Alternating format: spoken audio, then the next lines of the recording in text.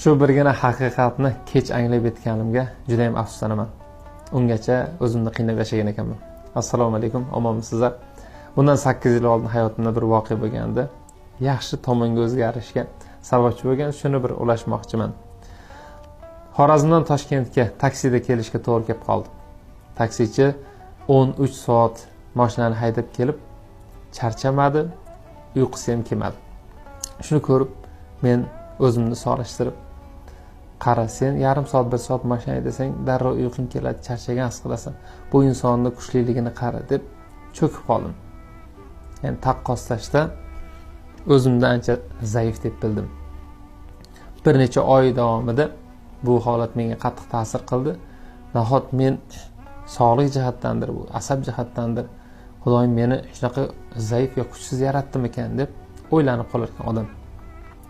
Va bir yaqin insonimiz keldilarda, qanaqa qilib sizlar bunchalik dars o'tasizlar? Men bir joyga leksiyaga chaqirishuvdi. 1 soat gapirib, mazam qochib, uyga kelib yotib qoldim. Juda qattiq charchadim. Auditoriya juda katta bosim bilan senga qarab turar ekan. Odamlarning har biriga e'tibor qilib, ko'ziga qarab gapirish juda ham qiyin ekan.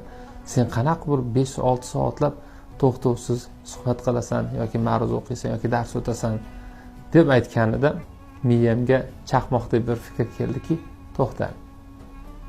Alloh taolo har bir bandaga o'zini kasbiga qarab quvvat berar ekan.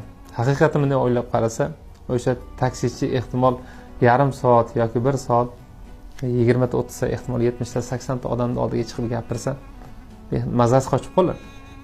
Lekin sen 10 soatdir, 13 soatdir chiqib dars o'tadigan bo'lsang, bundan zavq olasan, charchamaysan, uyqung ham kelmaydi. Xudo senga ehtimol mana shunga quvvat bergandir. Va o'zim tushunib yetgan hayotdagi bir haqiqatki, siz o'zingizni hech kim bilan solishtirmang. Alloh taolo sizga individual, eng go'zal taqdirni yaratib bergan va hozir qilib turgan ishingizga ko'ra quvvat bergan.